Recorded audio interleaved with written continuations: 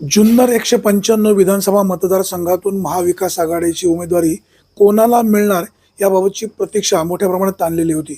अखेर आज दुपारी 4 वाजता जुन्नरची उमेदवारी महाविकास आघाडीची म्हणजे शरदचंद्र पवार या पक्षाची सत्यशील शेरकर यांना मिळालेली आहे. सत्यशील शेरकर यांची आपण पहिली प्रतिक्रिया जाणून घेऊयात. दादा, तुमचं प्रथमतः अभिनंदन. शरदचंद्र पवार यांनी तुम्हाला त्यांच्या पक्षाकडनं जुन्नरची उमेदवारी घोषित केलेली आहे. आपली प्रतिक्रिया काय? नमस्कार. जय शिवराय. छत्रपती शिवाजी महाराजांचा जन्म ज्या शिवजन्मभूमीमध्ये झाला त्या जुन्नर विधानसभेमधून मला आदरणीय शरदचंद्रजी पवार साहेब यांनी उमेदवारी जाहीर केली. खरं तर राष्ट्रवादी शरदचंद्रजी पवार यांच्या पक्षातून मला आज उमेदवारी मिळाली.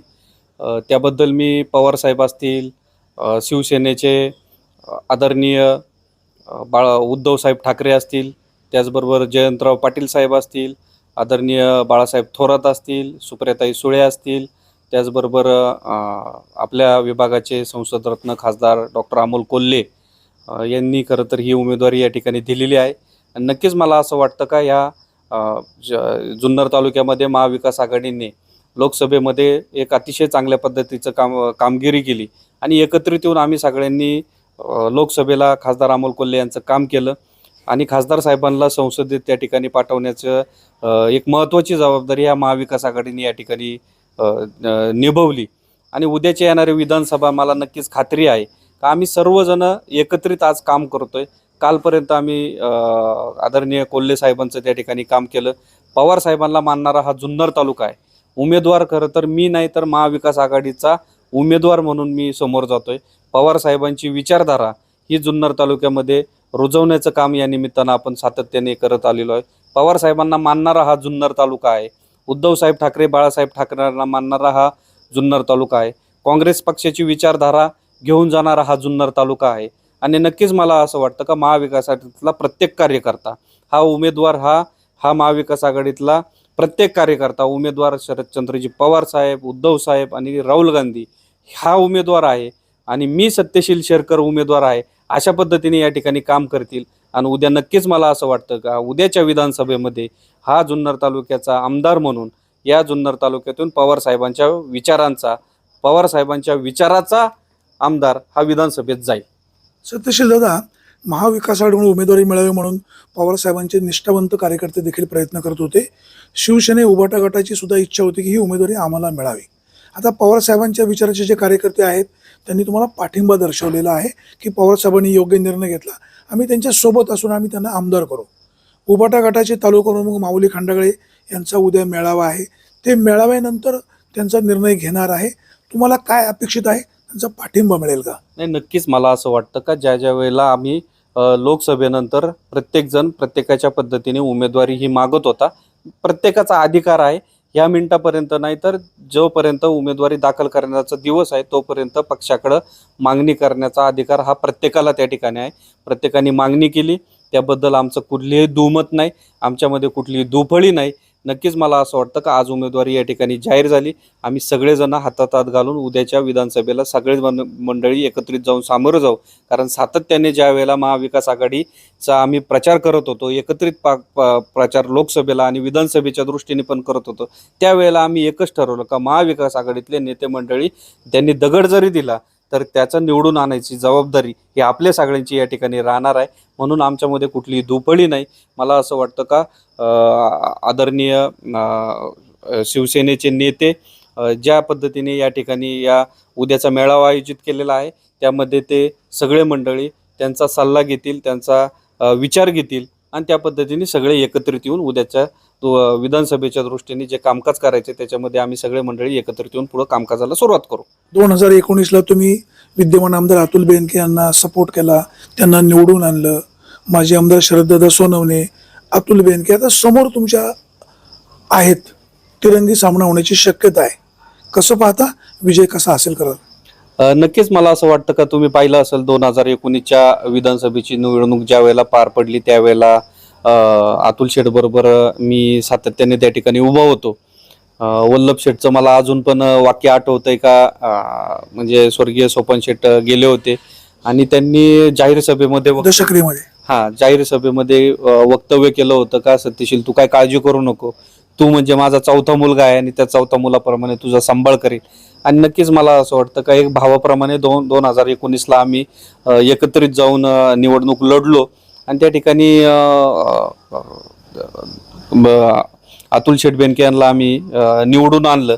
आणि पण राजकीय गणित बदलत असतात, त्या पद्धतीने बदलले आणि आता आज आम्ही समोरासमोर उभं राहतोय.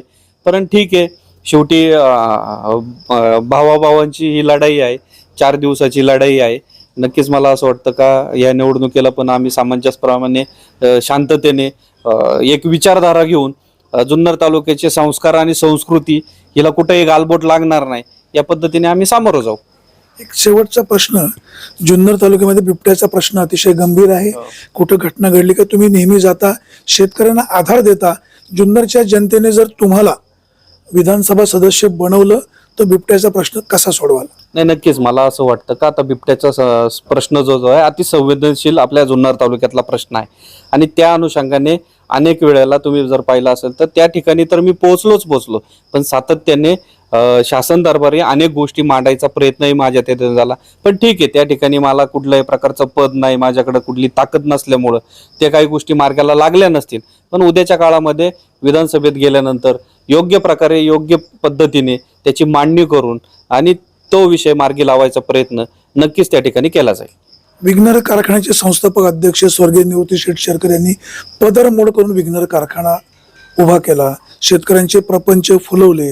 आज सगळे शेतकरी तुमच्या नेतृत्वावर खुश आहे. जुन्नरच्या जनतेने तुम्हाला स्वीकारल्यानंतर तुम्ही जुन्नरच्या जनतेला काय आश्वस्त कराल, काय शब्द द्याल? नाही, नक्कीच आहे बघा, स्वर्गीय सोपन शेठ शेरकर यांनी तो कारखाना उभा केला आणि स्वर्गीय निवृत्ती शेठ शेरकर, स्वर्गीय निवृत्ती शेठ शेरकरांनी या ठिकाणी विघ्नर कारखान्याची निर्मिती केली. अनेक जणांनी त्यामध्ये सहकार्य होतं. अनेक आपल्या जुन्नर तालुक्यातली अशी मोठी घराणी आहेत का त्या सगळ्या घराण्यांचं त्या ठिकाणी मदत पडली. अनेक जणांनी शेअर्स काढले, त्या शेअर्सच्या माध्यमातून तो कारखाना उभा राहिला आणि बघता बघता जर आज बघितलं तर देशातला उत्कृष्ट कारखाना म्हणून आज आपल्या विघ्नर कारखान्याचं नाव लौकिक आहे. आदरणीय सोपन शेठ शेरकर यांनी स्वर्गवासी त्यांनी या कारखान्याची धोरण नंतर माझ्यावरती जबाबदारी आल्यानंतर मला नक्कीच असं वाटतं की एक सातत्याने एक वेगवेगळ्या कल्पना घेऊन नवीन काहीतरी त्याच्यामध्ये मॉडिफिकेशन करून कारखाना चालवला, पारदर्शक या ठिकाणी कारभार केला. आणि नक्कीच मला असं वाटतं का त्यामुळं सभासद, ऊस उत्पादक, कामगार, त्या अनुषंगिक असलेला विघ्नर परिवार अतिशय चांगल्या पद्धतीने आम्ही एकत्रित येऊन तो कारभार करतोय. आणि मला असं वाटतं का उद्याच्या विधानसभेत गेल्यानंतर एक त्या दृष्टीने सुद्धा जर विचार केला तर अतिशय चांगल्या पद्धतीने आपल्याला जर शासनाची किंवा त्या विधानसभेतून जर मी गेल्यानंतर जर ताकद मिळाली तर उद्या अजून याच्या पलीकडे जाऊन आपण नवीन काही ना काहीतरी करू शकतो. तुमच्या समोर विद्यमान आमदार अतुल बेनके, शरद सोनवणे, 2 तगडे उमेदवार आहेत. कशी लढाई होईल, काय सांगाल?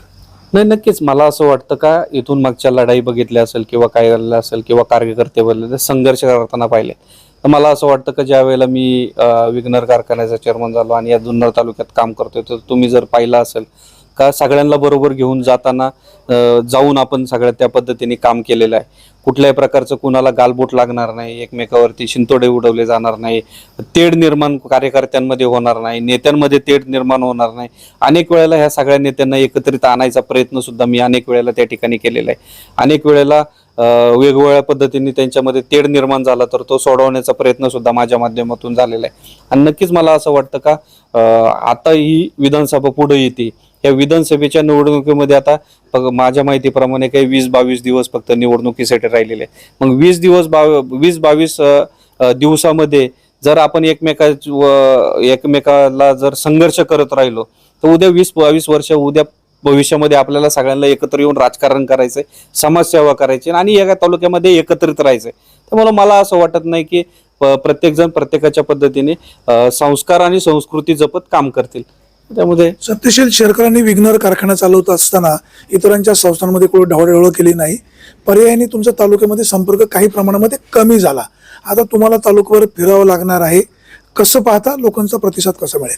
नाही, नक्कीच मला असं वाटतं का विघ्नर कारखान्याच्या माध्यमातून तुम्ही जर बघितलं असेल तर वेळोवेळी नैसर्गिक आपत्ती आली किंवा तालुक्यामध्ये कुठल्याही प्रकारचं संकट जर आलं त्यावेळेला विघ्नर कारखान्याच्या माध्यमातून आम्ही सर्व मंडळी त्या ठिकाणी धावून गेलेलो, तुम्ही पाहिलेलं आहे. मग आने पठार भागावरती दुष्काळाच्या वेळेला चाऱ्याचा प्रश्न असेल, पाण्याचा प्रश्न असेल, आदिवासी भागामध्ये पाण्याचा प्रश्न आला, ज्या ज्या वेळेला दुष्काळ पडला त्या वेळेला त्या ठिकाणी पाण्याची व्यवस्था करण्याचा असेल किंवा कुठल्या प्रकारच्या संकट त्या ठिकाणी आलं तर तिथं धावून जाणं. म्हणजे तुम्ही पाहिलं असेल का माळींची ज्या वेळेला दुर्घटना झाली, मला अजूनही तो क्षण आठवतोय का माळींची दुर्घटना झाली आणि पूर्ण त्या ठिकाणी ते म्हणजे सगळं वाहून गेलं.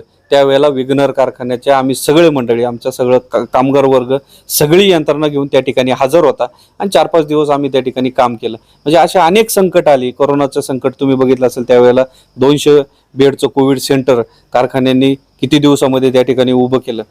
कुठल्याही कारखाने म्हणजे महाराष्ट्रातला एकही कारखान्याने सॅनिटायझर बनवला त्यावेळेला आपण अवघ्या काही कालावधीमध्ये सॅनिटायझर बनवून जे लोक काम करतायत त्या कोविडच्या वेळेला ते पुरवण्याचं आपण फ्री ऑफ कॉस्टमध्ये काम केलं. म्हणजे अशा अनेक गोष्टीतून आपण प्रत्येक घरापर्यंत, प्रत्येक तालुक्यातल्या कानाकोपऱ्यापर्यंत पोहोचण्याचा प्रयत्न त्या माध्यमातून झालेला आहे. जुन्नर तालुक्यातील सत्यशील शेरकर म्हणजे एक आयकॉन म्हणून ओळख आहे. तरुणांचा मोठ्या प्रमाणामध्ये तुम्हाला प्रतिसाद आहे. विरोधी पक्षातले सुद्धा तरुण तुम्हाला मोठ्या प्रमाणात साथ देत आहेत. कसा प्रतिसाद राहील? नाही, नक्कीच मला असं वाटतं का मी सातत्याने तरुणांमध्ये त्या ठिकाणी राहिलेलो आहे. अनेक मित्रपरिवार मी या निमित्तानं या जुन्नर तालुक्यामध्ये जोडलेला आहे. तरुणांच्या प्रश्नांचे मला खरं तर त्या ठिकाणी मला कायम मी जर बघितलं तरुणांमध्ये असल्यामुळे त्यांचे काय प्रश्न येत आहेत, पुढं काय वाटचाल करायला पाहिजे त्याची मला खरं तर कल्पना आहे, त्याची जाण आहे. आणि नक्कीच मला असं वाटतं का भविष्यात ते तरुणांना घेऊन एक वेगळ्या प्रकारची दिशा या जुन्नर तालुक्याला आपल्याला या निमित्तानं देता येईल. तुम्ही काँग्रेस पक्ष आतापर्यंत पदाधिकारी होते, काँग्रेस पक्ष वाढवला, आता काँग्रेस पक्ष तुम्ही सोडलेला आहे. काँग्रेस पक्ष सोडल्याचं दुःख की पवार साहेबांची तुतारी हातात घेतल्याचा आनंद जास्त? नाही, नक्कीच मला असं वाटतं का ज्या काँग्रेस पक्षामध्ये गेले कित्येक वर्ष आम्ही सगळे मंडळींनी काम केलं, स्वर्गीय निवृत्ती शेटशेरकर असतील, सोपन शेटशेरकर असतील, मी असेल, गेले मी लहानपणापासून काँग्रेस पक्षाची विचारधारा घेऊन चालणारा कार्यकर्ता आहे. परंतु आता राजकीय आदलाबदल या सगळ्या गोष्टी होत असतात. परंतु काँग्रेस पक्षामध्ये जरी असलो तरी पवार साहेबांची विचारधारा शेरकर परिवाराने अजूनपर्यंत कदापि सोडलेली नाही. ज्या वेळेला तुम्ही पाहिलं असेल, निवृत्ती शेटशेरकर असतील, सोपन शेटशेरकर, मी असेल, कारखान्यावरती कुठला मोठा कार्यक्रम असेल किंवा काही गोष्टी जरी असतील तर त्या वेळेला फक्त पवार साहेबच केंद्रबिंदू ठेवून आपण काम केलेलं आहे. ज्या वेळेला राजकीय घडामोडी घडल्या त्या वेळेला आदरणीय पवार साहेब जो आदेश देतील तो पाळायचं काम शेरकर परिवाराने आतापर्यंत त्या ठिकाणी केलेले आहे. आणि म्हणून 2019ला सुद्धा पवार साहेबांच्या आदेशानुसार या ठिकाणी आपण विधानसभेला अतुल शेठ बेनके यांना निवडून आणायचं काम सुद्धा पवार साहेबांच्या आदेशानुसार केलेलं आहे. आणि नक्कीच मला असं वाटतं का काँग्रेस पक्ष आणि पवार साहेब हे काही वेगळं काय गणित नाही, एकाच नाण्याच्या 2 बाजू आहेत. त्यामुळं मला नक्कीच काँग्रेस पक्षाची विचारधारा आणि राष्ट्रवादी काँग्रेस पक्ष शरदचंद्रजी पवार साहेबांची विचारधारा ती एक असल्यामुळं मला असं वाटत नाही का मला असं काही वेगळं काय वाटतंय. मी एकाच घरामध्ये असल्याचा मला आनंद होतोय. आता उमेदवारी जाहीर झालेली आहे, तुम्हाला लोकांना भेटायला जायचे, तुम्हाला सारखे लोकांचे फोन येतात, लोक बाहेर तुमची वाट पाहतात. एक शेवटचा प्रश्न, सत्यशील शेरकर कुटुंब एक ब्रँड आहे, दिलेला शब्द पाळणारे असतात.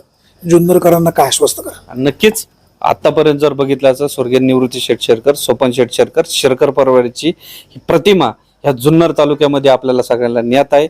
उद्याच्या काळामध्ये ह्या निवडणुकीला सामोरं जात असताना आदरणीय शरदचंद्रजी पवार साहेब, उद्धव साहेब ठाकरे, राहुल गांधी या सगळ्यांचे विचार घेऊन मी पुढे जाणार आहे. आणि जो शब्द देईल तो पुरा केल्याशिवाय राहणार नाही. ही शेरकर परिवाराची एक ओळख आहे आणि ती पण जपायचं काम या निमित्तानं सत्यशील शेरकर केल्याशिवाय राहणार नाही, एवढं या निमित्तानं आपल्याला सांगतो. आपल्यासोबत होते विघ्नर सहकारी साखर कारखान्याचे अध्यक्ष सत्यशील शेरकर यांना जुन्नरमधून महाविकास आघाडीची उमेदवारी मिळालेली आहे. सत्यशील शेरकर यांना तालुक्यामधून मोठ्या प्रमाणात प्रतिसाद मिळतोय. शेरकर एक ब्रँड आहे, शेठबाबांचा आशीर्वाद आहे, जे बोलतो तेच करतो. भविष्यकाळामध्ये जुन्नरकरांनी जर मला साथ दिली तर या संधीचं सोनं केल्याशिवाय राहणार नाही आणि तालुक्यातले जे प्रलंबित प्रश्न आहेत ते सोडवल्याशिवाय मी स्वस्थ बसणार नाही, अशा प्रकारची त्यांनी ग्वाही दिलेली आहे. पाहूया, आता घोडं मैदान जवळ आहे, पण एक निश्चित आहे, सत्यशील शेरकरांचं काम चांगलं असल्यामुळे जुन्नरची जनता शेरकरांच्या पाठीशी नक्की राहील असा आत्मविश्वास आहे. दादा, आपण विघ्नर टाइम्सशी बोललात, आपल्याला मनापासून धन्यवाद आणि आपल्याला खूप खूप शुभेच्छा. प्रेक्षक हो, आपण कुठेही जाऊ नका, पाहत राहा फक्त विघ्नर टाइम्स, शोध बातमीचा, ध्यास सत्याचा. धन्यवाद.